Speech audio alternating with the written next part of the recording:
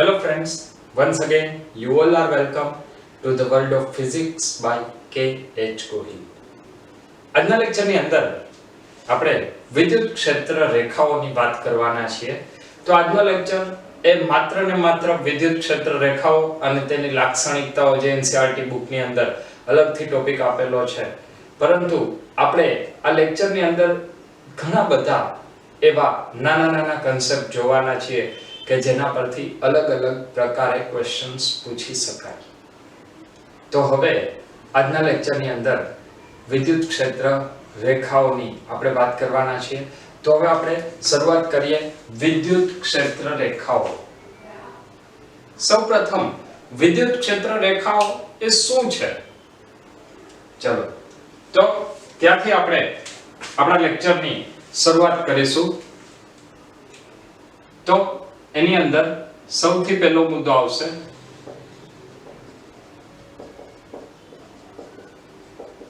વિદ્યુત ક્ષેત્ર રેખાઓ એ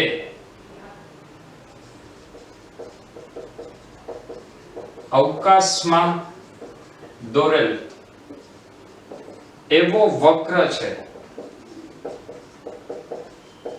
કે જેના પર કોઈ બિંદુએ દોરેલ સ્પર્શકની દિશા તે બિંદુએ વિદ્યુત ક્ષેત્રની દિશા દર્શાવે છે. આ વિદ્યુત ક્ષેત્ર રેખાઓની વ્યાખ્યા થઈ. આ વ્યાખ્યામાં શું સમજૂતી છે એ સમજૂતીને સૌથી પહેલા આપણે જોઈએ, ત્યારબાદ ફરીથી આ વ્યાખ્યાને એક વખત જોઈ લેશું. તો વિદ્યુત ક્ષેત્ર રેખા એ અવકાશમાં દોરેલ એવો વક્ર છે. બની શકે કે એ સુરેખ લાઈન હોય, બની શકે કે એ વક્ર હોય. એવી એક લાઈન છે કે જેના પર કોઈ પણ બિંદુએથી તમે સ્પર્શક દોરો તો એ સ્પર્શક તે બિંદુએ વિદ્યુત ક્ષેત્રની દિશા દર્શાવે છે. આ વાતનો અર્થ શું? ચલો સમજીએ. સૌથી પહેલા તો આપણે બે વિદ્યુત ભારને યાદ કરીએ, ધન વિદ્યુત ભાર અને ઋણ વિદ્યુત ભાર. માની લઈએ કે અત્યારે હું ધન વિદ્યુત ભારની જ માત્ર વાત કરું છું. તો આ ધન વિદ્યુત ભારની આસપાસ જો હું અહીંયા એક પરીક્ષણ વિદ્યુત ભાર લઈ આવું Q0, તો આ પરીક્ષણ વિદ્યુત ભાર ઉપર અપાકર્ષી બળ લાગે. મતલબ આ પરીક્ષણ વિદ્યુત ભાર કઈ તરફ બળ અનુભવશે? દૂર તરફ. આ જે તરફ બળ અનુભવે છે એ બળની દિશા એ જ વિદ્યુત ક્ષેત્રની દિશા હોય. મતલબ આપણને એક પોઈન્ટ એવો મળ્યો કે જે એની કોઈ વિદ્યુત ક્ષેત્ર રેખા, કોઈ એક વિદ્યુત ક્ષેત્ર રેખા દર્શાવે છે.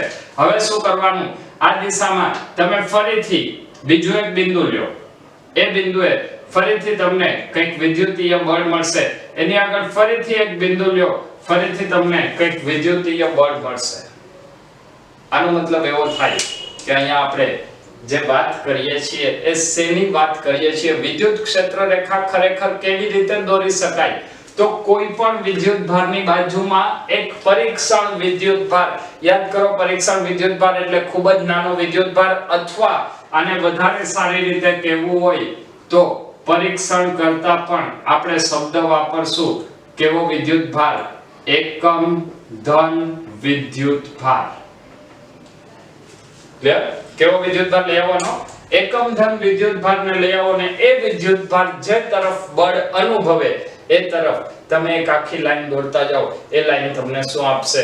વિદ્યુત ક્ષેત્ર રેખાઓ આપશે. ક્લિયર છે આટલું? ઓકે.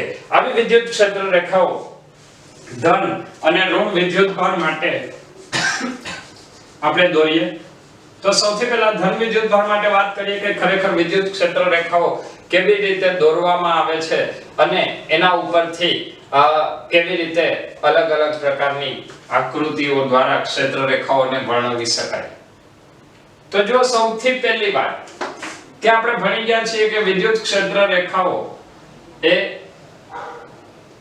અંતર સાથે 1/r r² અનુસાર બદલાય છે। વિદ્યુત ક્ષેત્ર રેખાઓની તીવ્રતા અંતર સાથે કેવી રીતે બદલાય છે? 1/r² અનુસાર। આનો મતલબ એવો થાય કે આ જે ક્ષેત્ર રેખાઓ છે એ ક્ષેત્ર રેખાઓ જેમ દૂર જઈએ તેમ વિદ્યુત ક્ષેત્રની તીવ્રતા ઘટતી જાય છે। ચલો આ વાત ક્લિયર છે। વિદ્યુત ક્ષેત્ર માટે આપણે સૂત્ર શું લખીએ છીએ? E kq/r²। જો E kq/r² હોય તો શું બતાવે છે? E ચાલે છે 1/r², જેમ અંતર વધશે એમ વિદ્યુત ક્ષેત્રની તીવ્રતા ઘટતી જાય। અને એટલા માટે જ એક આવી આકૃતિ આપણે વિચારી શકીએ કે જેની અંદર જેમ દૂર જઈએ એમ વિદ્યુત ક્ષેત્રની તીવ્રતા ઘટતી જાય છે, અને જે તીવ્રતા ઘટતી જાય છે એના પરિણામે આપણે દરેક સદિશ જે વિદ્યુત ક્ષેત્ર દર્શાવે છે એ જેમ દૂર જઈએ એમ એની લંબાઈ ઘટાડતા જઈએ છીએ। આ પહેલી આકૃતિ। ત્યારબાદ ફરીથી એક બીજી આકૃતિ પણ વિદ્યુત ક્ષેત્ર રેખાઓ માટે દર્શાવવામાં આવે છે। ચલો એ આકૃતિનો પણ આપણે અર્થ સમજીએ। ઘણી વખત તમે આવી આકૃતિ પણ જોશો।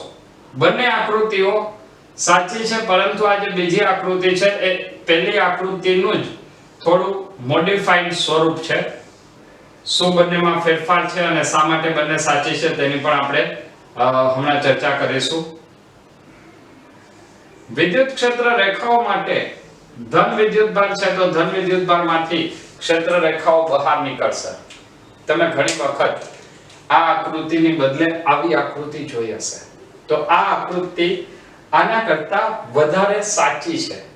ખોટી એક પણ નથી, પણ આ વધારે સાચી છે એવું શા માટે? તરત જ તમારા મનમાં પ્રશ્ન આવશે કે વિદ્યુત ક્ષેત્ર તો દૂર જાય એમ અંતર સાથે 1/r² અનુસાર ઘટતું જાય છે, તો પછી અહીંયા તો આપણે વિદ્યુત ક્ષેત્રના મૂલ્યની કોઈ ચર્ચા કરેલી નથી। આમ છતાં આ આકૃતિ કેવી રીતે સાચી થઈ એના માટે હવે હું તમને ફરીથી એક બીજો પોઈન્ટ કહું છું। જેમ તમે દૂર જાશો, અહીંયાથી માની લો કે આ આપણે આકૃતિમાં જે 8 ક્ષેત્ર રેખાઓ દર્શાવી એ 8 જ ક્ષેત્ર રેખાઓ નીકળે છે। થોડી વાર માટે આપણે માની લઈએ કે આમાંથી કેટલી ક્ષેત્ર રેખાઓ નીકળે છે? 8। આ ક્ષેત્ર રેખા જેમ જેમ દૂર જશે એમ એકબીજાથી છૂટી પડશે કે નહીં પડે? જો ક્ષેત્ર રેખાઓ એકબીજાથી છૂટી પડતી હોય તો એ શું બતાવે છે? એની જે ઘનતા હતી, ક્ષેત્ર રેખાઓની જે ગીચતા હતી એ ગીચતા ઓછી થઈ। ગીચતા ઓછી થઈ, ક્ષેત્ર રેખાઓ છૂટી પડી। ક્ષેત્ર રેખાઓ છૂટી પડી એ પોતે શું બતાવે છે? વિદ્યુત ક્ષેત્રની તીવ્રતામાં ઘટાડો થાય છે। મતલબ બંને આકૃતિઓ સાચી છે। ક્લિયર છે? આવી જ આકૃતિ ઋણ વિદ્યુતભાર માટે વિચારવી હોય તો પણ વિચારી શકાય। ફેર શું પડશે? ઋણ વિદ્યુતભારમાં ક્ષેત્ર રેખાઓ અંદર તરફ આવે છે। તો ફરીથી આપણને હજી એક બીજો પોઈન્ટ મળશે।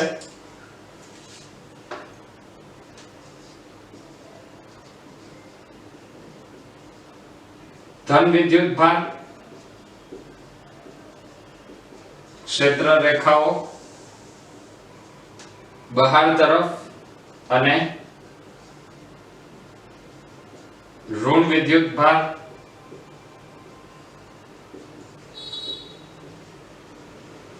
ક્ષેત્ર રેખાઓ અંદર તરફ। જો ધન વિદ્યુતભારમાં શા માટે ક્ષેત્ર રેખાઓ બહાર તરફ છે અને ઋણ વિદ્યુતભારમાં શા માટે ક્ષેત્ર રેખાઓ અંદર તરફ છે એની પણ હું તમને અહીંયા એક નાની એવી સાબિતી આપી અને ફરીથી આપણે નેક્સ્ટ ટોપિક તરફ આગળ વધશું।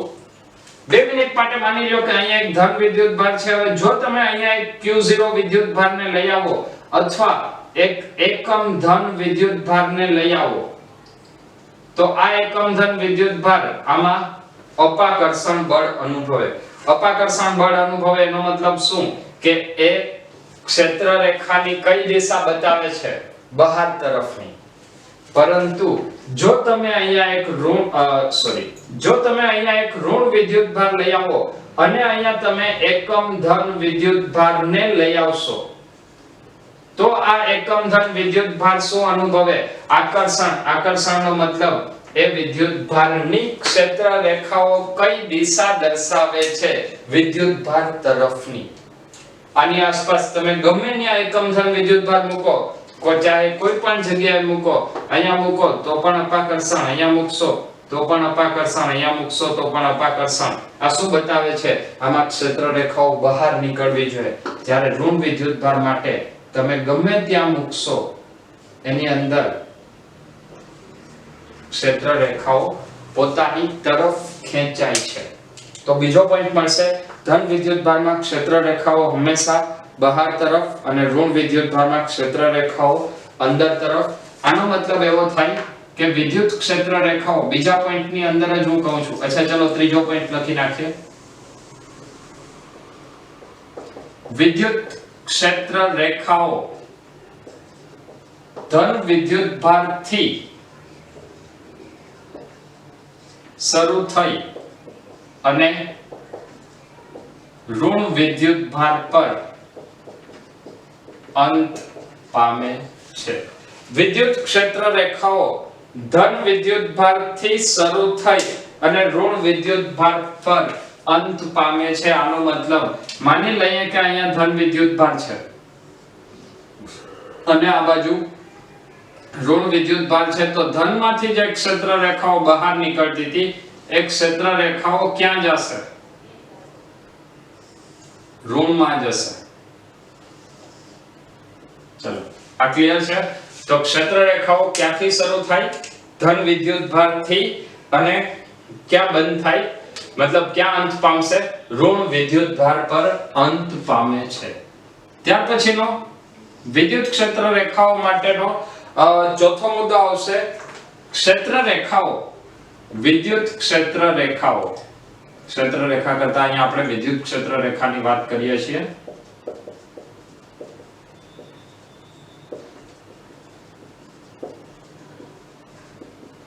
ક્યારેય પણ બંધ ગાળાઓ રચતી નથી.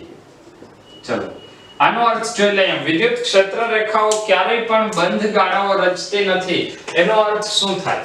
તો જ્યારે આપણે વિદ્યુત ક્ષેત્ર રેખાઓની વાત કરીએ છીએ તો વિદ્યુત ક્ષેત્ર રેખાઓ ક્યાંથી શરૂ થાય છે? ધનથી.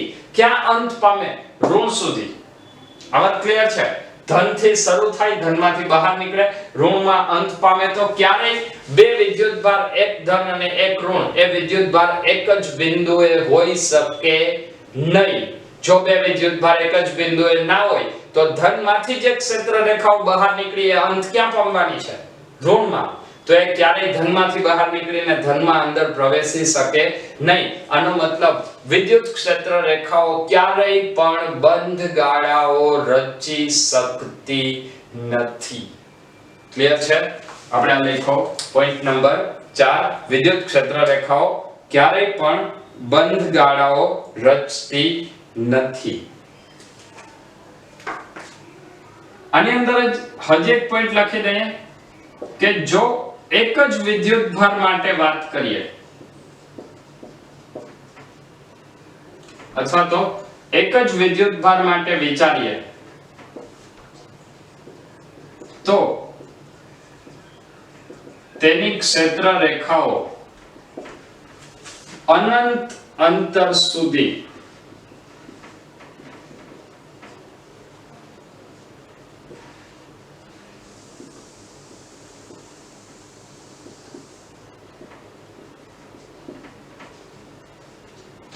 વિસ્તરે છે.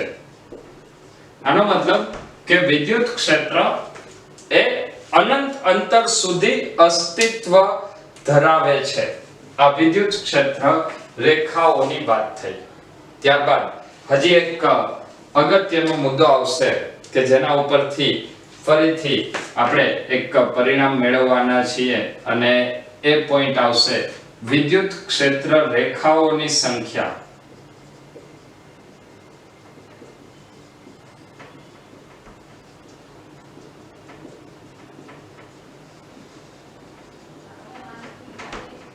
ગમે તેટલી વિચારી શકાય પરંતુ તેની ઘનતા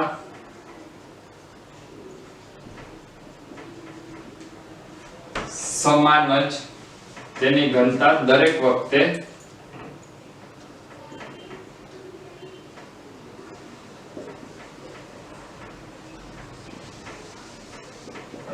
સરખી જ મળશે. મતલબ તમે ક્ષેત્ર રેખાઓ ગમે એટલે વિચારી શકશો, પરંતુ એની ઘનતાની જ્યારે વાત આવે એમાં કોઈ પણ જાતનો ફેરફાર કરી શકશો નહીં. આ વાત શું દર્શાવે છે, ચલો આપણે આ આકૃતિ દ્વારા વધારે ક્લિયર કરીએ. અત્યારે સૌથી પહેલા માની લઈએ કે એક વિદ્યાર્થીએ ધન વિદ્યુતભારની વિદ્યુત ક્ષેત્ર રેખાઓની આકૃતિ દોરવાનું કીધું, તો એને 4 ક્ષેત્ર રેખાઓ દોરી. તો શું આ આકૃતિ ખોટી છે? યાદ કરો, વિદ્યુત ક્ષેત્ર રેખાઓ ધન વિદ્યુતભાર માટે શું કહે છે? ધન વિદ્યુતભારમાંથી બહાર નીકળે છે. અંતર સાથે અંતરના વર્ગના વ્યસ્ત પ્રમાણમાં ઘટે છે, દૂર જાય છે, મતલબ ક્ષેત્રની તીવ્રતા ઘટે છે. ઓકે, બીજા એક વિદ્યાર્થીને કીધું, બીજા વિદ્યાર્થીએ આની અંદર 8 ક્ષેત્ર રેખાઓ દોરી. તો શું 8 ક્ષેત્ર રેખાઓ વાળી આકૃતિ ખોટી છે કે પછી 4 વાળી ખોટી છે? શું કહેશો? બંને સાચી છે. શા માટે? કારણ કે બંનેની અંદર ધનમાંથી જ બહાર નીકળે છે અને બંને દૂર જાય છે. મતલબ જેમ વિદ્યુતભારથી દૂર જાય એમ ક્ષેત્ર રેખાઓ વચ્ચેનું અંતર ઘટે છે, જે દર્શાવે છે E ચલે છે 1/r². જો કોઈ વિદ્યાર્થી આની અંદર હજી પણ બીજી આટલી જ ક્ષેત્ર રેખાઓ મૂકે તો એ આકૃતિ પણ સાચી પડશે, પરંતુ બધી જ આકૃતિ પાછળનું લોજિક સેમ રહેશે. એ શું દર્શાવે છે કે દરેક જગ્યાએ વિદ્યુત ક્ષેત્ર અંતરના વર્ગના વ્યસ્ત પ્રમાણમાં હોય છે. ચલો, આટલું ક્લિયર છે? જો પોઈન્ટ્સ તમારે લખવાના બાકી હોય તો ઝડપથી લખી લેજો. 1 2 3. ત્યારબાદ પોઈન્ટ નંબર 6 આવશે. આપણે આગળ 1 થી 5 પોઈન્ટની ચર્ચા કરી. નેક્સ્ટ પોઈન્ટ, વિદ્યુત ક્ષેત્ર રેખાઓની સંખ્યા. વિદ્યુત ક્ષેત્ર રેખાઓની સંખ્યા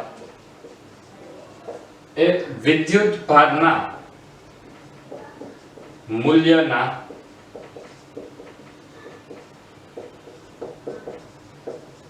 સમપ્રમાણમાં હોય છે. જો આનો અર્થ શું થાય અને ક્યાં ઉપયોગી થાય, તો વિદ્યુત ક્ષેત્ર રેખાઓની સંખ્યા એ વિદ્યુત ભારના મૂલ્યના સમપ્રમાણમાં હોય છે. આ તો તમે પણ વિચારી શકશો કે E ચલે છે Q. કારણ શું? તો કે આપણી પાસે સૂત્ર શું છે? E = 1/4πε0 Q/r². તો વિદ્યુત ક્ષેત્ર E એ વિદ્યુત ભારના સમપ્રમાણમાં છે. પરંતુ હવે આના ઉપરથી એક ક્વેશ્ચન વિચારીએ. આ બધા પોઈન્ટ એવા હશે કે જે કદાચ તમે વિચારેલા હશે, પરંતુ એના ઉપરથી ક્વેશ્ચન આવે તો એનો અર્થ શું કરવો, કયા પોઈન્ટ ઉપરથી એને પકડવો, એટલા માટે હું તમને અહીંયા અલગ અલગ મુદ્દાઓ લખીને બતાવું છું. માની લઈએ કે અહીંયા એક ધન વિદ્યુતભાર છે, આ તરફ એક ઋણ વિદ્યુતભાર છે.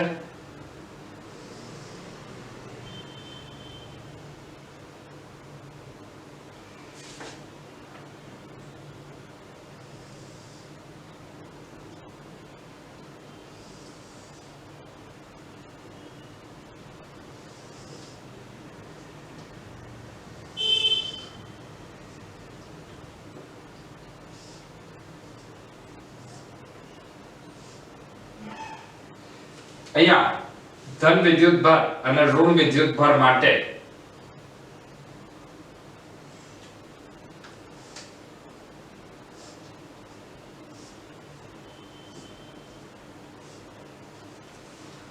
ફરીથી આપણે થોડી એવી ચર્ચા કરીએ તો આ કન્સેપ્ટ વધારે ક્લિયર થશે.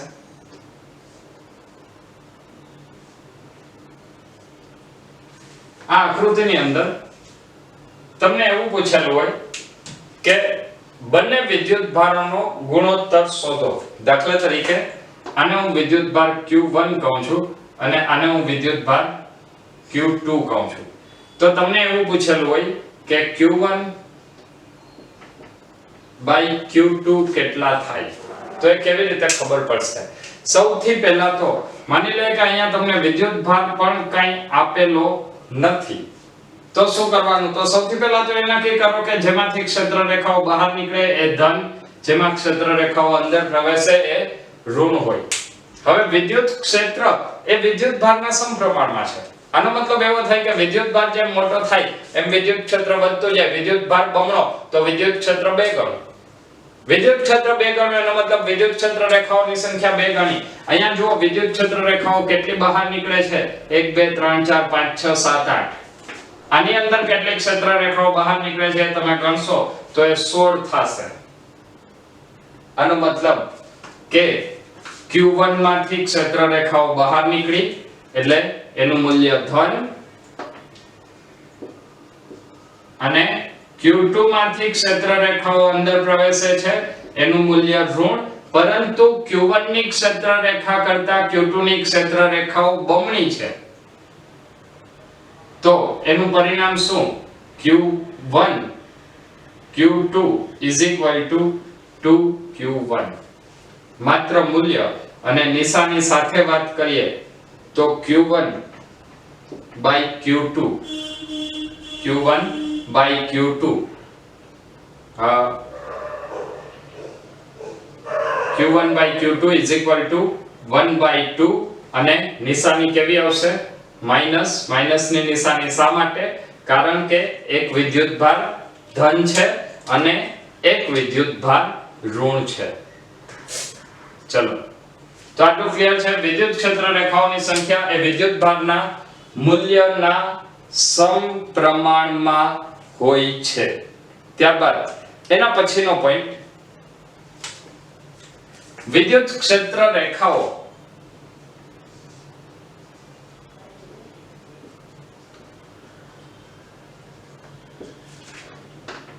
મુક્ત અવકાશમાં અથવા તો અવકાશમાં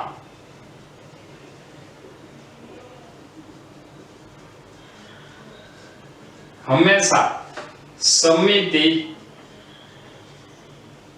ધરાવતી હોય છે. વિદ્યુત ક્ષેત્ર રેખાઓ એ મુક્ત અવકાશમાં હંમેશા સમમિતિ ધરાવતી હોય છે. આનો અર્થ શું થાય? દાખલા તરીકે તમને આના ઉપરથી સૌથી પહેલા એક ક્વેશ્ચન આપું. ચલો એ ક્વેશ્ચન ઉપરથી આપણે નક્કી કરીએ કે આનો અર્થ શું થશે. દાખલા તરીકે તમને કંઈક આવી રીતનું એક આકૃતિ કીધેલી છે, આ પ્લસ અને આ માઈનસ, અને આ આકૃતિમાં કંઈક આવી રીતનું તમને માત્ર આપેલું છે. આવી રીતે તમને એક આકૃતિ આપેલી છે તો આ આકૃતિનો અર્થ શું કરશો? જો આવી આકૃતિ હોય અને તમને એવું કીધું હોય કે બંને વિદ્યુત ભારોનું મૂલ્ય નક્કી કરો, બંને વિદ્યુત ભારોના મૂલ્ય સમાન હશે કે Q1 નાનો કે Q2 નાનો કે કંઈ કહી શકાય નહીં, તો તમે કયો ઓપ્શન સિલેક્ટ કરશો? એના માટે આ વાત તમને મગજમાં હોવી જોઈએ. વિદ્યુત ક્ષેત્ર રેખાઓ મુક્ત અવકાશમાં હંમેશા સમમિત રચના ધરાવે છે. હંમેશા સમમિત રચના ધરાવે છે. આનો મતલબ આપણને આટલું ક્વેશ્ચનમાં આપેલું છે તો આમાંથી કેટલી ક્ષેત્ર રેખાઓ બહાર નીકળશે? તો લગભગ 8 ક્ષેત્ર રેખાઓ. જ્યારે આને જો તમે પૂર્ણ કરશો તો આમાંથી પસાર થતી ક્ષેત્ર રેખાઓની સંખ્યા કેટલી આવશે? આના કરતા વધારે. શા માટે વધારે? તમે પણ જોઈ શકો છો કે અહીંયાથી બે ક્ષેત્ર રેખાઓ દૂર બહાર નીકળે છે, આમાં બે ક્ષેત્ર રેખાઓ નજીક અંદર પ્રવેશે છે. તો આનું વિદ્યુત ક્ષેત્ર તીવ્ર, આનું વિદ્યુત ક્ષેત્ર નબળું. તો આનો જવાબ શું આવશે? કયા વિદ્યુત ભારની વિદ્યુત ક્ષેત્ર રેખાઓ વધુ ગીચોગીચ છે? ઋણ વિદ્યુત ભારની. તો ધન વિદ્યુત ભાર કરતા ઋણ વિદ્યુત ભારનું મૂલ્યની વાત કરું છું, નું મૂલ્ય મોટું હશે. તો Q1 અને Q2 આ બંનેની અંદર જવાબ શું લખશું? Q1 નું મૂલ્ય Q2 ના મૂલ્ય કરતા નાનું હશે. શા માટે? કારણ કે વિદ્યુત ક્ષેત્ર રેખાઓ મુક્ત અવકાશમાં સમમિત રચનાઓ ધરાવે છે. ત્યારબાદ નેક્સ્ટ પોઈન્ટ જોઈએ. વિદ્યુત ક્ષેત્ર રેખાઓની સાપેક્ષ ઘનતા. ફરીથી એક વાત કરીએ.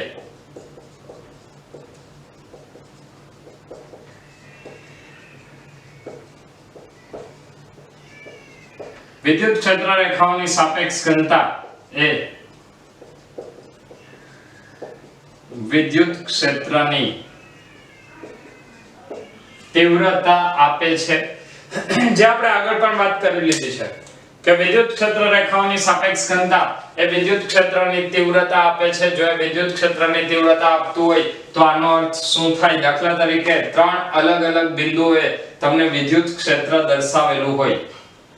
2 મિનિટ માટે આપણે માની લઈએ કે તમને ત્રણ અલગ અલગ બિંદુઓ આપેલા છે અને એ ત્રણ બિંદુએ વિદ્યુત ક્ષેત્ર રેખાઓ કંઈક આવી રીતે દર્શાવેલી છે।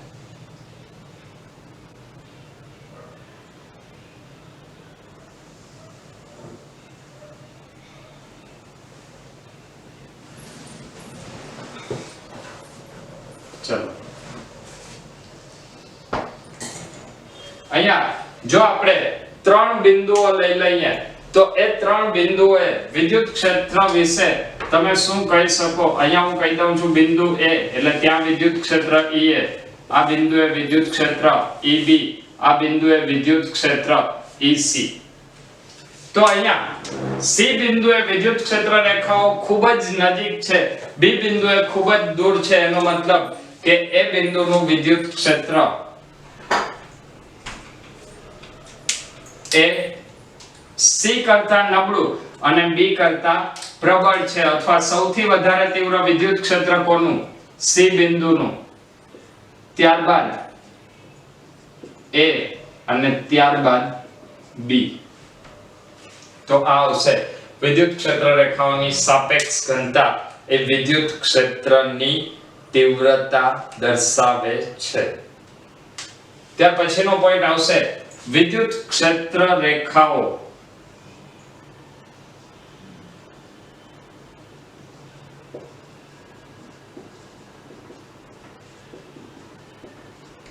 સ્થિત વિદ્યુત વિતરણમાં સ્થિત વિદ્યુત ભારના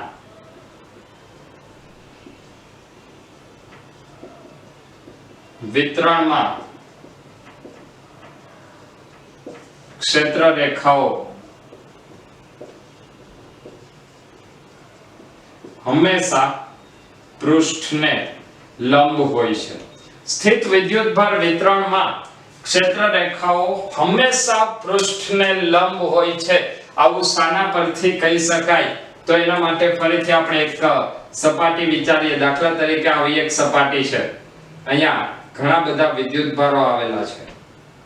વિદ્યુત ભાર આપણે કેવું લીધું છે? સ્થિત વિદ્યુત ભાર વિતરણ। સ્થિત વિદ્યુત ભાર વિતરણ મતલબ એ વિદ્યુત ભાર ગતિ કરવો જોઈએ નહીં। 2 મિનિટ માટે એવું માની લઈએ કે આ વિદ્યુત ભારમાંથી ક્ષેત્ર રેખાઓ આ દિશામાં નીકળે છે। જો ક્ષેત્ર રેખાઓ એ દિશામાં નીકળતી હોય તો અહીંયા બે ઘટકો વિચારવા પડે, એક સપાટીને લંબ અને એક સપાટીને સમાંતર। આ લંબ ઘટક વિદ્યુત ભારને પૃષ્ઠ તરફ ખેંચશે અને સમાંતર ઘટક વિદ્યુત ભારને પૃષ્ઠ પર ગતિ કરાવશે। આ શું દર્શાવે છે કે લંબ ઘટક એ વિદ્યુત ભારને પૃષ્ઠથી બહાર તરફ ખેંચે, પૃષ્ઠ તરફ ખેંચે, જ્યારે સમાંતર ઘટક વિદ્યુત ભારને પૃષ્ઠ પર ગતિ કરાવશે। અને જો એ ગતિ કરાવતો હોય તો આપણે આ જે સ્થિતિની વાત કરી, સ્થિત વિદ્યુત ભાર વિતરણ, એ શક્ય બને નહીં। અને એટલા માટે સ્થિત વિદ્યુત ભાર વિતરણમાં ક્ષેત્ર રેખાઓ હંમેશા પૃષ્ઠને લંબ રૂપે હોય છે। ત્યાર પછી આપણે વ્યાખ્યાની જે વાત કરી એ વ્યાખ્યાની જો આપણે વાત કરીએ તો એ વ્યાખ્યા પરથી એવું જ એક ફરીથી વિદ્યુત ક્ષેત્ર રેખાઓને સમજાવી શકાય કે વિદ્યુત ક્ષેત્ર રેખાઓની દિશા અથવા ક્ષેત્ર રેખાઓ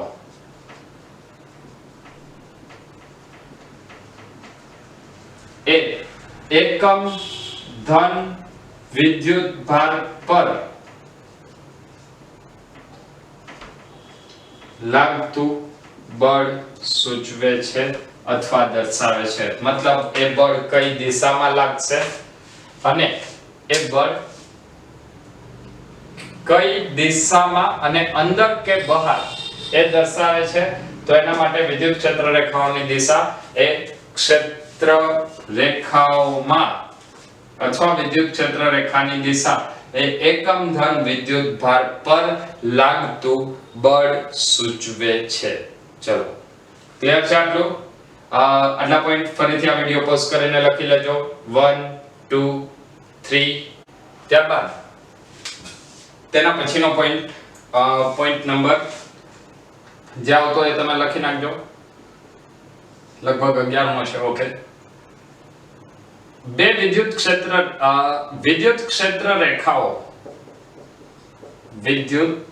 ક્ષેત્ર રેખાઓ કદી પણ એકબીજાને છેદતી નથી વિદ્યુત ક્ષેત્ર રેખાઓ કદી પણ એકબીજાને છેદતી નથી આવું શા માટે કહી શકાય તો ખૂબ જ સિમ્પલ એની સાબિતી છે આપણે અત્યાર સુધીમાં જે વાત કરી એ કંઈક એવી વાત કરી કે વિદ્યુત ક્ષેત્ર રેખાઓ ને પર દોરેલો કોઈ પણ બિંદુએ દોરેલો સ્પર્શક કે તે બિંદુએ વિદ્યુત ક્ષેત્રની દિશા સૂચવે છે ચલો થોડી આકૃતિના સ્વરૂપમાં વાત કરી લઈએ દાખલા તરીકે આવી રીતે મેં ક્ષેત્ર રેખા દોરી અને જો આ બિંદુને હું P કહી દઉં તો P બિંદુએ આ વિદ્યુત ક્ષેત્રની દિશા થઈ EP બરાબર હવે 2 મિનિટ માટે આપણે એવું વિચારી લઈએ કે બે ક્ષેત્ર રેખાઓ એકબીજાને છેદે છે જો કે તે છેદતી નથી ચલો 2 મિનિટ માટે આપણી આરે એક ડાયાલાલ છે એ પણ આ વિડિયો જોવે છે અને ડાયાલાલ એમ કહે કે નહીં બે ક્ષેત્ર રેખાઓ છેદે તો શું થાય ચલો તો આપણે ડાયાલાલને પણ સમજાવી દઈએ જો આ બિંદુએ બે ક્ષેત્ર રેખાઓ છેદશે તો ચલો વિદ્યાર્થીઓ જવાબ આપો બે બિંદુએ એક જ બિંદુએ બે ક્ષેત્ર રેખાઓ છેદે તો ત્યાં કેટલા સ્પર્શક મળે બે જો ત્યાં બે સ્પર્શક મળે તો એ શું બતાવે છે કે તે એક જ બિંદુએ વિદ્યુત ક્ષેત્રની બે દિશાઓ છે અને એક જ બિંદુએ વિદ્યુત ક્ષેત્રની બે દિશાઓ શક્ય બને નહીં મતલબ આ શક્ય નથી તો શું શક્ય છે વિદ્યુત ક્ષેત્ર રેખાઓ ક્યારેય પણ એકબીજાને છેદતી નથી ચલો એનું કારણ લખી લઈએ જો એકબીજાને છેદે તો તે બિંદુએ વિદ્યુત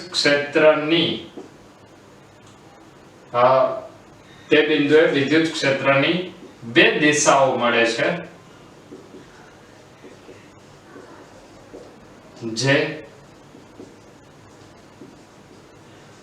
શક્ય નથી મતલબ વિદ્યુત ક્ષેત્ર રેખાઓ એકબીજાને છેદી શકતી નથી ત્યારબાદ ફરીથી એક ઇમ્પોર્ટન્ટ આવો જ એક ઇમ્પોર્ટન્ટ પોઈન્ટ ધન વિદ્યુત ભાર ક્ષેત્ર રેખાઓને આકર્ષે છે જ્યારે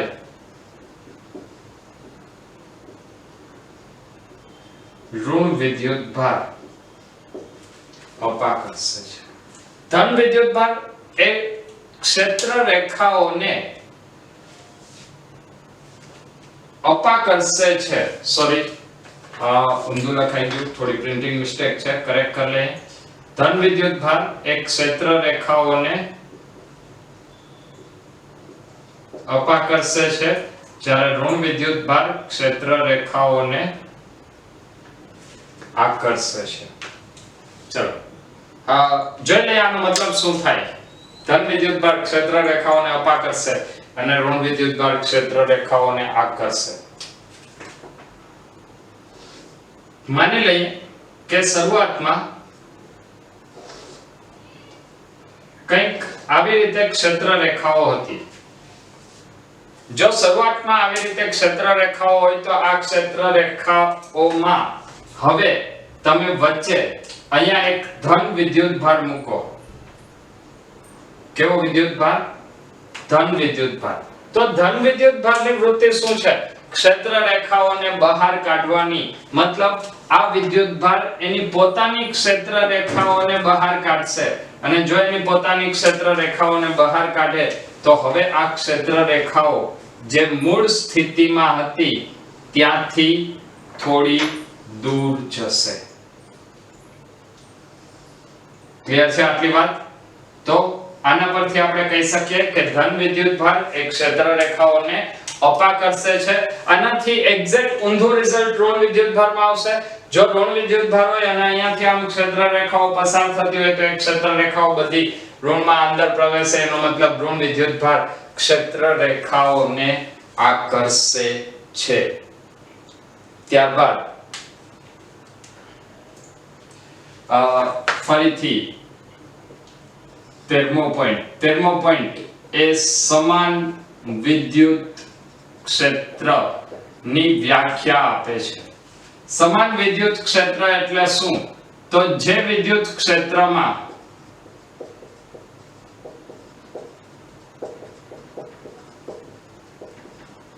ક્ષેત્ર રેખાઓ એકબીજાને સમાંતર અને એકબીજાથી સમાન અંતરે આવેલી હોય. જે વિદ્યુત ક્ષેત્રમાં ક્ષેત્ર રેખાઓ એકબીજાને સમાંતર અને એકબીજાથી સમાન અંતરે આવેલી હોય તેને સમાન વિદ્યુત ક્ષેત્ર કહેવાય. તો આ સમાન વિદ્યુત ક્ષેત્રની વ્યાખ્યા આપે છે. સમાન વિદ્યુત ક્ષેત્ર એટલે શું? માની લઈએ આ વિદ્યુત ક્ષેત્ર રેખાઓ છે એકબીજાને સમાંતર છે પરંતુ સરખા અંતરે નથી તો આ વિદ્યુત ક્ષેત્ર સમાન થાય નહીં. અહીંયા ક્ષેત્ર રેખાઓ સમાંતર નથી એ પણ સમાન થશે નહીં. આ આકૃતિની અંદર વિદ્યુત ક્ષેત્ર રેખાઓ એકબીજાને સમાંતર અને એકબીજાથી સમાન અંતરે આવેલી છે એટલા માટે આ વિદ્યુત ક્ષેત્ર એ સમાન વિદ્યુત ક્ષેત્ર થાય. ત્યારબાદ ફરીથી વિદ્યુત ક્ષેત્રને લગતો એક છેલ્લો પોઈન્ટ એ પણ સ્થિત વિદ્યુત શાસ્ત્રનો જ છે. સ્થિત વિદ્યુત શાસ્ત્રમાં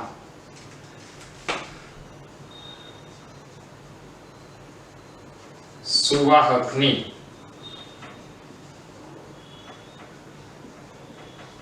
અંદરના વિસ્તારમાં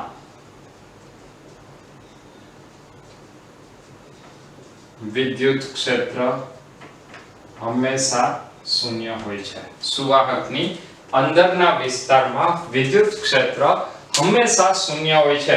સુવાહકની અંદરના વિસ્તારમાં વિદ્યુત ક્ષેત્ર હંમેશા શૂન્ય હોય આ વાત આપણે આગળ ઉપર જ્યારે ગૌસનો નિયમ ભણવાના છીએ ત્યારે સાબિત કરીશું. તો અત્યારે આ એક વાતને માત્ર આપણે એમને સ્વીકારી લઈએ કે સ્થિત વિદ્યુત શાસ્ત્રમાં સુવાહકની અંદરના વિસ્તારમાં વિદ્યુત ક્ષેત્ર હંમેશા શૂન્ય હોય છે. હવે આપણે આજના લેક્ચરની અંદર જેટલી પણ વિદ્યુત ક્ષેત્ર રેખાઓ વિશે વાત કરી એ વિદ્યુત ક્ષેત્ર રેખાઓની ચર્ચા બાદ એક બે ક્વેશ્ચન જોઈ લે જેથી કરીને આપણે વિદ્યુત ક્ષેત્ર રેખાઓને વધારે સારી રીતે ક્લિયર કરી શકીએ. તો એ પહેલા આટલું બધા લખી લેજો. વિડિયો પોઝ કરીને ઝડપથી લખી લેજો 1 2 3. હવે કેટલાક આગળના વર્ષોમાં પૂછાઈ ગયેલા વિદ્યુત ક્ષેત્ર પરના ક્વેશ્ચન્સ જોઈ લે. સૌથી પહેલો ક્વેશ્ચન તમને આપેલો છે સમબાજુ ત્રિકોણના ત્રણ શિરોબિંદુઓ પર Q, Q અને Q વિદ્યુતભારો મૂકેલા છે તો નીચેનામાંથી કઈ આકૃતિ સાચી છે? આની અંદર મેં ઓપ્શનમાં એક થોડો ચેન્જ કરેલો છે જે તમને એ લેવલ થી પણ એક સ્ટેપ વધારે વિચારવા માટે મજબૂર કરશે. ચલો આમાંથી કઈ આકૃતિ સાચી છે? સૌથી પહેલા ત્રણ શિરોબિંદુઓ પર Q, Q અને Q ત્રણે ત્રણ ધન વિદ્યુતભાર મૂકેલા છે. પહેલી આકૃતિમાં ધન વિદ્યુતભારમાં વિદ્યુત ક્ષેત્ર રેખાઓ અંદર પ્રવેશે નહીં એટલા માટે ખોટી છે. બીજી આકૃતિની અંદર વિદ્યુત ક્ષેત્ર રેખાઓ બંધ ગાળાઓ રચે છે જે પણ હોઈ શકે નહીં. ઓકે, આ B અને D ઓપ્શન ને હવે વિચારીએ.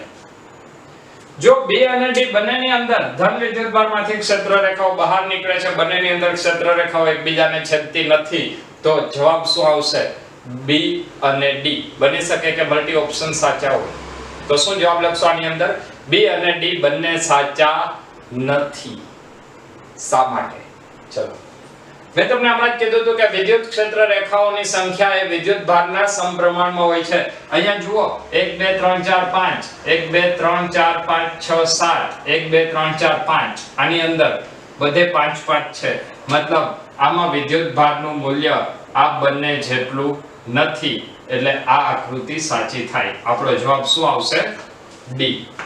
ક્લિયર છે આટલું? ઓકે, નેક્સ્ટ ક્વેશ્ચન પૂછાયેલો છે Q1 અને Q2 માંથી કયા વિદ્યુતભારનું મૂલ્ય મોટું હશે? તો શું નક્કી કરશો? જેમાંથી ક્ષેત્ર રેખાઓ વધારે પસાર થાય એ વિદ્યુતભારનું મૂલ્ય મોટું હોય તો માનાંકમાં Q1 is greater than Q2.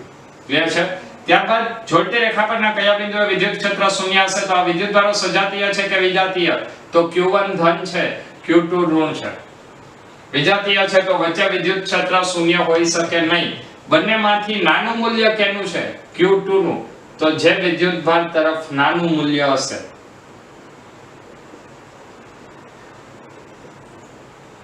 નાના મૂલ્ય ના વિદ્યુતભાર Q2 તરફ વિદ્યુત ક્ષેત્રનું મૂલ્ય શૂન્ય થાય. ત્યારબાદ તમને એક ક્વેશ્ચન આપેલો છે ધાતુનો નક્કર ગોળો સમાન વિદ્યુત ક્ષેત્રમાં મૂકેલ હોય તો નીચે આપેલ ક્ષેત્ર રેખાઓમાંથી કઈ રેખા સાચી છે? સૌથી પહેલી અંદરના ભાગમાં વિદ્યુત ક્ષેત્ર છે જે હોઈ શકે નહીં, આમાં પણ હોઈ શકે નહીં. બીજું, ક્ષેત્ર રેખાઓ હંમેશા પૃષ્ઠને લંબ રૂપે હોય, આમાં પૃષ્ઠને લંબ નથી, આમાં પણ લંબ નથી, આમાં પણ લંબ નથી. અંદરના ભાગમાં ક્ષેત્ર રેખાઓ શૂન્ય અને ક્ષેત્ર રેખાઓ પૃષ્ઠને લંબ. તો આની અંદર જવાબ શું આવશે? Option number 4. મતલબ ચોથી ક્ષેત્ર રેખા એ સાચી આકૃતિ દર્શાવે છે. ફરીથી નેક્સ્ટ લેક્ચરની અંદર ક્ષેત્ર રેખાઓની વાત કર્યા બાદ એક ખૂબ જ સરસ મજાનો ટોપિક વિદ્યુત ડાયપોલની ચર્ચા કરવાના છીએ. તો ખૂબ જ ઝડપથી વિદ્યુત ડાયપોલના લેક્ચરની અંદર મળીએ છીએ. ત્યાં સુધી બધા મહેનત કરતા રહો. Wish you all the best.